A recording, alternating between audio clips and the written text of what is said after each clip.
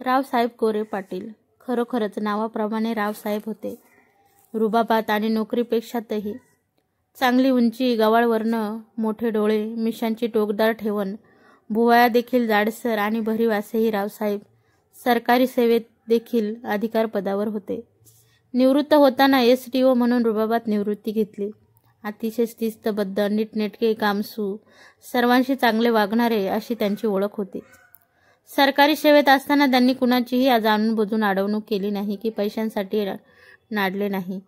आता समोरून चालत आलेल्या लक्ष्मीला त्यांनी नाही म्हटले नाही, पण ती देखील धनदांडग्यांकडून आलेल्या त्या पैशातून त्यांनी थोडी शेतीवाडी घेतली होती, पण ती देखील मुलाच्या वैद्यकीय शिक्षणासाठी विकून टाकली. ठेवून तरी बघणार कोण होतं? बरेचसे इतर मार्गाने आलेले पैसे त्यांनी एकतर समाजकार्यात वापरले होते किंवा ऑफिसमध्ये नड असलेल्यांना दिले होते, परत घेणार नाही या बोलीवर. तर असे हे रावसाहेब निवृत्ती घेतल्यानंतर ते पत्नीबरोबर फिरावयास गेले होते. मनालीतील रोहतांग पास येथे गेल्यावर त्यांच्या पत्नीस श्वसनाचा त्रास झाला म्हणून ते सहल अर्धवट सोडून मुंबईला आले, पण हॉस्पिटलमध्ये उपचार घेण्यापूर्वी त्यांचा मृत्यू झाला.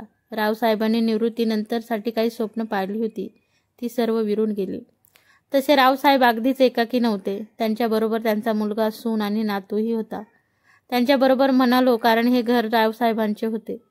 सरकारी सेवेत असताना त्यांनी हे मुंबईच्या अगदी महत्त्वाच्या ठिकाणी म्हणजे वरळीसारख्या एरियामध्ये राखीव कोट्यातून हे घर मिळवले होते आणि आता हे सर्वजण तिथेच राहत होते. रावसाहेबांचा एकुलता एक मुलगा दिग्विजय, त्यांच्यासारखाच दिसायला देखणा, रुबाबदार. रावसाहेबांनी मोठ्या ईर्षेने त्याला डॉक्टर केले. दिग्विजयला सारेजण जयच म्हणत. जयने MD करून आपल्या काही मित्रांच्या मदतीने मोक्याची जागा मिळून बांद्रासारख्या उच्चभ्रू वस्तीत चांगल्या ठिकाणी आपली प्रॅक्टिस सुरू केली. त्याच्या चांगल्या स्वभावामुळे व योग्य हाताळणीमुळे ते अल्पावधीतच उत्तम डॉक्टर म्हणून नावारूपाला आला. तसे त्याच्याकडे हाय प्रोफाईल लोक चेकअपसाठी येऊ लागले. त्यामध्ये सिनेमाचे नायक, नायिका, व्यापारी, मोठे सरकारी अधिकारी यांचा जास्त भरणा होऊ लागला. यामध्येच एका व्यक्तीचं येणं त्याच्याकडे वाढू लागलं. ती म्हणजे मराठी TV इंडस्ट्री गाजून नुकतीच हिंदी सिनेमामध्ये जम बसू पाहणारी नायिका योगिनी दिघे. योगिनीला वरचेवर बरे वाटून असे झाले, त्यामुळे डॉक्टरांकडे जाणे भाग होते. आता तर डॉक्टर तिच्याकडे व्हिजिटला जाऊ लागले आणि मग डॉक्टर आणि सिनेतारका एकमेकांच्या प्रेमात अखंड बुडून गेले. रावसाहेबांना ही गोष्ट लांबून लांबून समजली होती, पण त्यांना आपली होणारी सून ही सिनेतारका आहे याची जरासुद्धा कल्पना नव्हती. काही दिवसांनी रावसाहेबांनी रात्रीच्या जेवणाच्या वेळी हा विषय काढलाच. बेटा जय, आता तू चांगला नावाजलेला डॉक्टर झालास, तुझं सर्व सुरळीत चालू आहे. आता तेवढं लग्नाचं बघ, म्हणजे मी नातवाचं तोंड बघून तुझ्या आईच्या सेवेला जायला मोकळा होईल. रावसाहेब, डॅड, तुमचा मुलगा डॉक्टर आहे, तुम्हाला असा सहजासहजी थोडा जाऊ देणार आहे? अभी आपको बहुत कुछ देखना है. Now about my marriage. Sorry dad, but I have already selected my life partner. In fact I was suppose to talk to my this days, but कामाच्या गडबडीत राहून गेले. It's okay my son. पण आमची होणारी सूनबाई आहे तरी कोण? काय नाव काय तिचं आणि ती करते तरी काय? डॅड, तिचं नाव आहे योगिनी दिघे. ती मराठी सिनेमातली नायिका आहे आणि सध्या तिचे काही हिंदी सिनेमासाठी देखील काम चालू होणार आहे. रावसाहेबांना सिनेमा नायिका कळल्यावर थोडंसं खुपल्यासारखं झालं, पण तसं न दाखवता ते एवढंच म्हणाले, बघ बाबा, जे काही करशील ते नीट आणि भविष्यातल्या गोष्टीचा विचार करून कर. एवढं बोलून ते जेवण आटपून उठले, पण आता मधून ते थोडेसे अस्वस्थ झाले होते. आज त्यांना आपल्या पत्नीची प्रकर्षाने आठवण येत होती. अंथरुणावर पडल्यावर बराच वेळ ते कूस बदलत पडले होते. जयचं सिनेमा नटीबरोबर जुळलेलं सूत काही त्यांना पटत नव्हतं. बऱ्याच वेळाने केव्हा तरी त्यांचा डोळा लागला. येथावकाश योगिनीच्या सवडीनुसार दोघांचं लग्न झालं आणि त्यानंतर जयच्या हट्टामुळे पुढील वर्षातच त्यांना एक मुलगाही झाला. खरं म्हणजे मूल होऊ द्यायला योगिनीचा ठाम विरोध होता. मुलाचं नाव योगिनीच्या इच्छेनुसार वीरेंद्र ठेवण्यात आलं. जयची प्रॅक्टिस खूप चांगली चालली होती. वीरेंद्र मोठा होत होता. योगिनी आता लग्न होऊन एका मुलाची आई झाली होती. त्यामुळे सिनेमा क्षेत्रात असलेल्या अलिखित नियमानुसार तिला आता काम असे नव्हतेच. पण योगिनीने प्रयत्नपूर्वक आपली फिगर जपली होती आणि आता ते अधिक सुडोल आणि सुंदर दिसू लागली होती. वीरेंद्र आपल्या आजोबांबरोबर मस्ती करण्यात आणि लाड पुरवून घेण्यात गुंग होता. आता तो 5 वर्षाचा होत आला होता. योगिनीला पुन्हा इंडस्ट्रीत परतण्याचे वेध लागले होते. त्यानुसार ती वेगवेगळ्या निर्मात्यांना, डिरेक्टरांना, निर्मिती संस्थांना भेट देऊ लागली. आता तिच्या लक्षात येऊ लागले की आई झालेल्या स्त्रीला मुख्य भूमिका मिळणे खूप कठीण आहे आणि जर मूल तिच्याबरोबर वाढत असेल तर खूपच कठीण. आणि मग तिने एके दिवशी जय जवळ विषय काढला. हे बघ जय, आता मी पुन्हा कामाला सुरुवात करावी असं प्रकर्षाने जाणवायला लागलं आहे. योगी डार्लिंग, ठीक आहे ना मग. आता वीरू अजून 2-3 वर्षांनी मोठा होऊ दे, मग तू कर पुन्हा सुरुवात. जय सहजपणे बोलून गेला. नाही, तसं नाही जय. एक तर आता मला खरंच इंडस्ट्रीत काम करावंसं वाटायला लागलंय.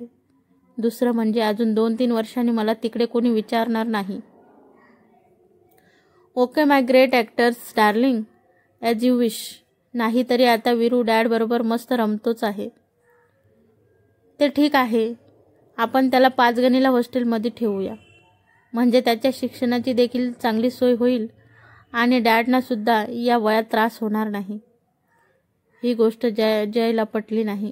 तो चटकन म्हणाला, दिस विल नॉट डू. अगं, इथे मुंबईत एवढ्या चांगल्या स्कूल्स आहेत आणि आपण त्याच्यासाठी चांगला होम सर्वंट ठेवूया. म्हणजे काही प्रश्नच राहणार नाही.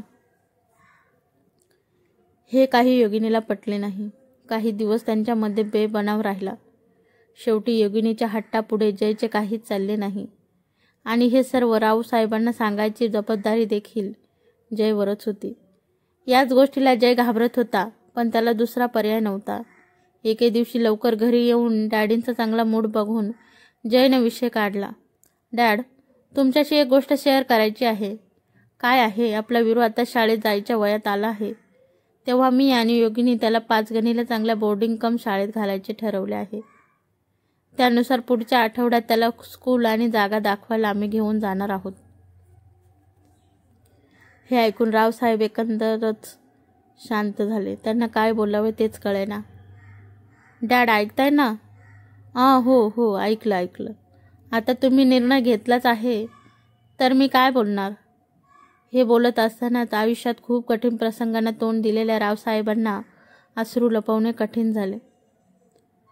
Dad, please try to understand the things. हे सर्व वीरूच्या उच्च शिक्षणासाठी आपण करतोय. सॉरी बेटा, आपण नाही, तुम्ही करताय.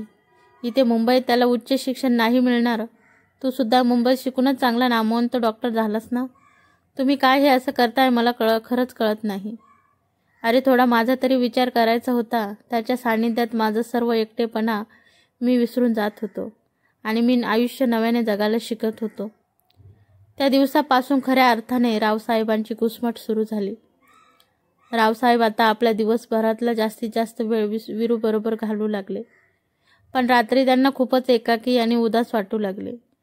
मागील 6 वर्षात त्यांना वीरूचा खूपच लळा लागला होता आणि त्याच्याशिवाय जगण्याची कल्पना देखील त्यांना करवत नव्हती. पुढील 15 दिवसातच वीरूला घेऊन जय आणि योगिनी एके दिवशी सकाळीच निघाले. ज्या अर्थी जय उड्या मारत होता त्या अर्थी पहिली तर खऱ्या गोष्टीची कल्पना वीरूला करून देण्यात आली नव्हती. जयने रावसाहेबांना देखील सोबत चालण्याची विनंती केली, पण त्यांना ते शक्य नव्हते. कारण वीरू इथून निघून जात असतानाच त्यांना निरोप देणे त्यांना पेलण्यापलीकडे होते आणि झालेही तसेच. वीरू रावसाहेबांना गुड बाय करण्यासाठी आला. आजो, तू नाही येत माझ्याबरोबर फिरायला? वीरू, नाही माझ्या सोन्या, तुझ्या आजोला थोडं बरं नाही. रावसाहेब कसंबसं स्वतःला सावरत बोलले. ठीक आहे, मग मी तुझ्यासाठी आणि माझ्यासाठी भरपूर चॉकलेट घेऊन येतो.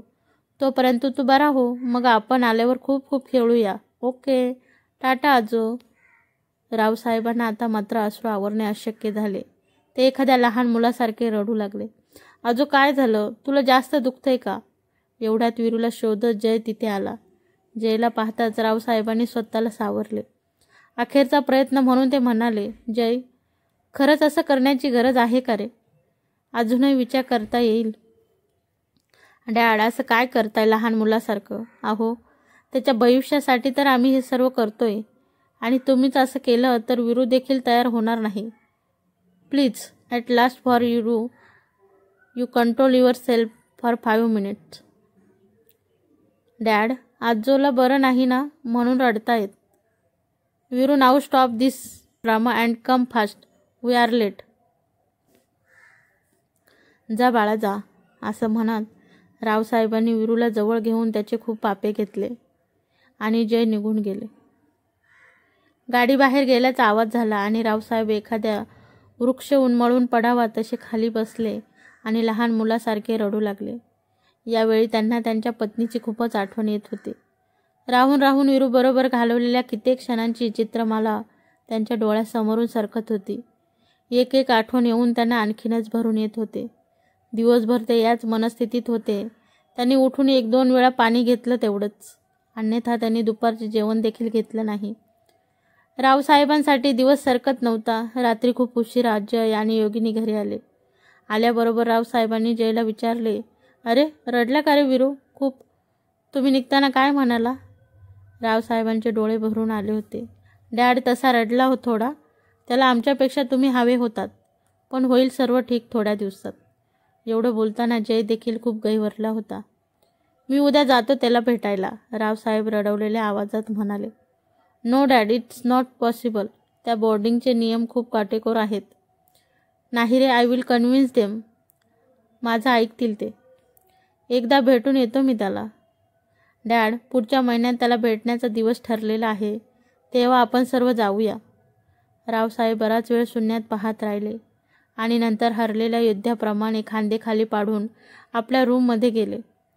दिवस रात्र नित्यनियमाप्रमाणे येत जात होते. मधल्या काळात रावसाहेब 2 वेळा वीरूला भेटून आले. परत निघताना वीरू विदीर्ण झालेला चेहरा बघून त्यांची आतडी पिळवटून आली होती. मोठ्या हिमतीने आणि जड अंतकरणाने त्यांनी तेथून काढता पाय घेतला होता. हल्ली त्यांचं तिघांचं असं घरात भेटणं बोलणं कमीच होत असे. विशेष करून योगिनी तर क्वचितच दिसे. ती कधी सकाळीच बाहेर निघे, कधी दुपारी, पण परतून येणं हे मध्यरात्री केव्हा तरी असे. सुरुवातीला जयनं थोडं दुर्लक्ष केलं, पण आत्ताशी हे रोजच व्हायला लागलं. त्यामुळे जय आणि योगिनीमध्ये थोडी कुरबुर व्हायला लागली होती. ही कुरबुर मध्ये मध्ये रावसाहेबांच्या कानावर देखील जात होती, पण त्यांनी दुर्लक्ष केलं. एके दिवशी जय नेहमीप्रमाणे रात्रीचे 10-10:30 वाजता घरी आला. योगिनी घरी नव्हतीच. रावसाहेब जेवून आपल्या रूममध्ये पुस्तक वाचत पडले होते. जयनं त्यांना आपल्याबरोबर हाय केला आणि फ्रेश होऊन त्याने जेवण घेतलं आणि तो देखील लिव्हिंग रूममध्ये पुस्तक वाचत योगिनीची वाट पाहत बसला. वाचता वाचता त्याचा डोळा लागला. मध्येच केव्हा तरी त्याला जाग आली. तेव्हा नुकतीच योगिनी लॅच उघडून आत येत होती. जयने उघड्या पाहिले. 1:30 वाजून गेला होता. स्वतःच्या रागावर थोडं नियंत्रण ठेवून तो योगिनीशी बोलला. योगी, काय ही काय येण्याची वेळ झाली? वाजले बघ किती. रात्रीचं 1:30 वाजून गेलाय. So hot. आमच्या इंडस्ट्रीमध्ये वेळेचं बंधन नसतं. हे बोलत असताना दोघे एकमेकांजवळ आले. त्याचवेळी जयला योगिनीच्या बाजूने दर्प जाणवला. जय योगिनीजवळ गेला. हे काय, तू ड्रिंक घेतलंस? जयने चिडून विचारले. योगिनी काहीच बोलली नाही. त्यामुळे जय जास्तच चिडला. त्याने हात पकडून योगिनीला थांबवले. योगी, मी काय पाहतोय हे? तू आज ड्रिंक घेऊन आलीस का? असं काय घडलं की तुला दारू प्यावीशी वाटली? योगिनी तसेच पुढे जाऊ लागली. त्यामुळे जयला राग आवरणे थोडं कठीण झालं. त्याने थोडा आवाज चढवून विचारलं. योगी, काय हा उर्मटपणा चाललाय? मी तुला काहीतरी विचारतोय ना?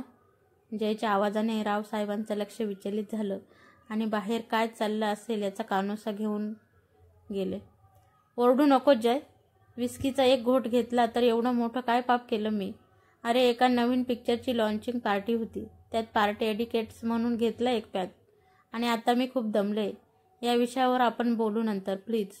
मी काही आता खाणार नाही. तू जेवून घेतलं असशीलच. गुड नाईट, असं म्हणून ती सरळ त्याच्या बेडरूममध्ये गेली. रावसाहेबांना बाहेरील बोलणं सर्व ऐकू आलं, पण त्याने बाहेर जायची हिंमत नाही झाली. आपल्या मुलाची होत असलेली कुचंबना त्यांना कळत होती आणि त्यांची घुसमट वाढत होती. योगिनीचं हल्ली रात्री लेट आणि अनियमित वेळेत घरी येणं वाढत चाललं होतं. जय थकून आल्यावर जेवण झोपी जात होता. रावसाहेबांची दिनचर्या नेहमीप्रमाणे चालू होती. फिरायला जाणे, मित्रांबरोबर गप्पा मारणे, वाचनालयात जाणे इत्यादी. पण घरी आल्यावर त्यांना अगदी नकोसे होई. सर्व घर खायला उठे. हल्ली जयला थोडा थोडा संशय यायला लागला होता की योगिनी बहुतेक करून रोजच दारू पिऊन रात्री उशिरा घरी येते म्हणून. तो आज मुद्दामच लिव्हिंग रूममध्ये वाचत बसला होता. योगिनी अंदाजे रात्रीचे 12:30च्या नंतर घरी आली. तिच्याकडे पाहिल्यावर अशी अजिबात वाटत नव्हते ती दारू वगैरे प्यायली असेल. अरे तू अजून झोपला नाहीस जय? तिने विचारले. नाही अगं, आपण दोघं असं बरेच दिवस एकमेकाशी मनमोकळेपणाने बोललो नाही आणि पुढच्या आठवड्यात विरूला सुद्धा भेटायला जायचं आहे ना, तेव्हा म्हटलं काय ते ठरवूया. अरे मी विरूला भेटायचं जायचं विसरूनच गेले, सॉरी हां. आपण दोघं जाऊया पुढच्या आठवड्यात, असं म्हणून ती फ्रेश व्हायला गेली. ती फ्रेश होऊन येईपर्यंत जयने दोघांच्या प्लेट जेवणाच्या टेबलावर लावून ठेवल्या होत्या. हे काय, तू जेवला नाहीस अजून? जय, हे काय रे, तुला किती वेळा सांगितलं माझी वाट पाहत जाऊ नकोस म्हणून. मी बाहेरच थोडंसं खाल्लं आहे, तू घे जेवून, असं म्हणून ती आज जायला वळली. योगिनी, जेवणाचं ठीक आहे, पण तुला माझ्याजवळ बसायला देखील थोडा वेळ नाही? आणि त्यावर कडी म्हणजे तू आपल्याला मुलाला भेटायला जायचा दिवस देखील विसरलीस. हो जय, सॉरी म्हटलं ना. का तू या गोष्टीचा देखील इश्यू करणार आहेस? या गोष्टीचा देखील म्हणजे? मला माहीत आहे तू हल्ली माझ्या लेट येण्यावरून नाराज आहेस, पण त्या गोष्टीचा मी काही इश्यू वगैरे केलेला नाही. बरं, आता तू विषय काढला आहेस तर सांग, तुला हल्ली एवढा उशीर का होतो? तुझ्याकडे तर सध्या काहीच काम नाही आहे. जयने असे म्हटल्याबरोबर योगिनीचा राग उफाळून आला. म्हणजे तुला सुद्धा हेच म्हणायचे आहे की मला काहीच काम नाही आणि मिळणार देखील नाही म्हणून? हे बघ योगी, मी तुला काम मिळणार नाही असं म्हणालो नाही. तू उगाच वाकडे शिरू नकोस. तुला काय म्हणायचं आहे हे मला चांगलंच कळतंय. मला फक्त एवढंच जाणून घ्यायचं आहे की सध्या तुझ्याकडे काम नसताना उगाच उशीर का होतोय? काम नसल्यामुळेच उशीर होतोय. Have to meet various people. त्याच्या वेळेप्रमाणे मला त्यांना भेटावं लागतं, पार्टीज अटेंड कराव्या लागतात, म्हणून उशीर होतो. अगं पण हे आता रोजचंच झालंय. काम मिळेपर्यंत हे चालणारच ना जय? आणि पार्ट्यांमधून दारू पिणं हे सुद्धा चालणारच ना? जय थोडंसं चिडून बोलला. आवाजाची पट्टी देखील थोडी वाढली होती. जय, आवाज चढवू नकोस. मी तुझ्याशी शांतपणे बोलते ना, मग तू का आवाज चढवतोस? हे बघ योगी, मला या गोष्टी अजिबात चालणार नाहीत. I don't want to continue this discussion. I am going to my bed. Yogi असं बोलून ती सरळ बेडरूममध्ये निघून गेली. जय अवाक होऊन तिच्या मागे पाहत राहिला. आपल्या बेडरूममध्ये रावसाहेब हा सर्व संवाद निमूटपणे ऐकत होते. नंतर त्यांनी झोपेचा खूप प्रयत्न केला. दोघांमधील विसंवाद दिवसेंदिवस वाढतच होता आणि तिघांची घुसमट होत होती.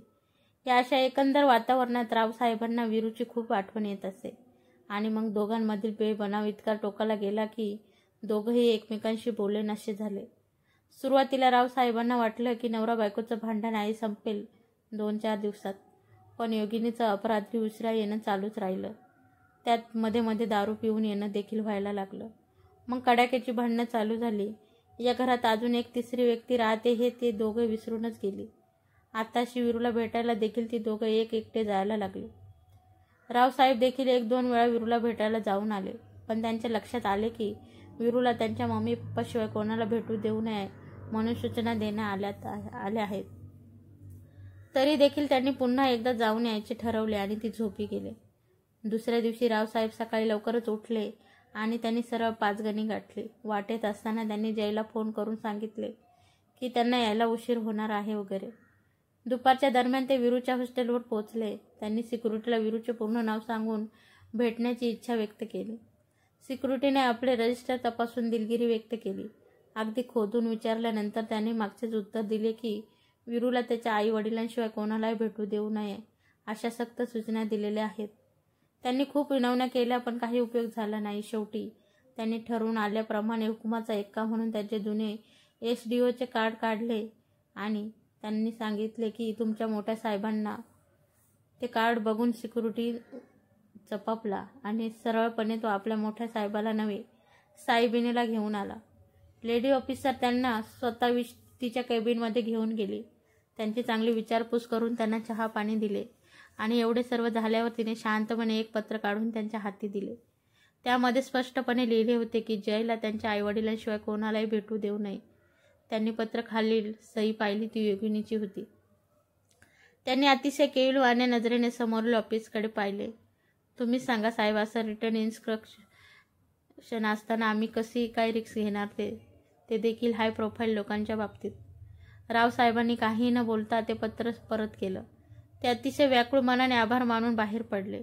त्यांनी हॉस्टेलच्या इमारतीकडे पुन्हा पुन्हा पाहिले. जणू काही विरू त्या इमारतीच्या उंच आणि भक्कम कंपाऊंडच्या भिंती आढळून त्यांना आरपार दिसणार होता. रावसाहेबांना यायला बराच उशीर झाला आणि जवळजवळ रात्री 12च्या दरम्यान ते घराजवळ आले. खरं म्हणजे त्यांना घरी जायची ओढच राहिली नव्हती. कसे तरी पाय ओढत ते दाराजवळ आले. जवळ जाताच त्यांना आतून जय आणि योगिनी जोरजोरात भांडत होते. This is too much Yogi, आता तर तू रोज ड्रिंक्स घेऊन यायला लागली आहे. So what Jay, this is part and parcel of my industry. I have to follow all this things. योगिनीने देखील तेवढ्या जोरात उत्तर दिले. हो, पण योगी, पूर्वी तू याच इंडस्ट्रीत राहून देखील या गोष्टी फॉलो करत नव्हतीस. पूर्वीची आत्ताची गोष्ट वेगळी आहे Jay. Try to understand the situation. Yogi, हे बघ योगी, ते सर्व काही असू दे, या घरात हे असं काही चालणार नाही. डॅडने मोठ्या कष्टाने हे घर उभारलं आहे आणि स्वतःचं त्याचबरोबर या घराचं नाव जपलं आहे. त्यांना त्यांच्या या घरात असं काही चाललेलं खपणार नाही. जय, ओके, तसं असेल तर ठीक आहे, आपण आपलं स्वतःचं घर घेऊ आणि ते देखील येत्या 8-10 दिवसात. आणि हो, this is my final decision. Good night. असं म्हणून ती झोकांड्या घेत आत गेली. जय तिच्या मागून गेला. रावसाहेब हे सर्व ऐकत बाहेर उभे होते. आत जाण्याचं त्यांना धाडस होत नव्हतं. बऱ्याच वेळाने मनाचा हिय्या करून ते आपल्याकडे असणाऱ्या चावीने दार उघडून आत गेले. हातपाय धुवून ते पलंगावर पडले. पडल्या पडल्या ते विचार करू लागले. खूप विचाराअंती त्याने एक ठाम निर्णय घेतला आणि शांतपणे झोपी गेले. नेहमीप्रमाणे सकाळी जय त्यांना गुड मॉर्निंग म्हणायला त्यांच्या रूममध्ये गेला. त्याला रूम नेहमीपेक्षा जास्त आवरलेली वाटली, म्हणून तो त्यांना हाक मारत पुढे गेला. त्याच्या हाकेला काहीच प्रत्युत्तर आले नाही, पण त्याला त्याच्या टेबलावर एक कागद हलताना दिसला. पुढे होऊन त्याने तो कागद घेतला. ते पत्र होते. त्यात लिहिले होते, जय बेटा, या मुंबईच्या वातावरणात आता खूप घुसमट होते. मी आज सकाळीच आपल्या गावी निघून जात आहे. याच टेबलाच्या कप्प्यात काही कागदपत्र आहेत आणि दस्तावेज आहेत. माझी मुंबईतली स्थावर मालमत्ता मी तुझ्या नावे केली आहे. सदैव तुमचाच डॅडी. तर आजची कहाणी कशी वाटली कमेंट्समध्ये नक्की सांगा आणि आवडल्यास लाईक करा, शेअर करा आणि महत्त्वाचं म्हणजे चॅनलवरती जर नवीन असाल तर चॅनलला सबस्क्राईब नक्की करा. धन्यवाद.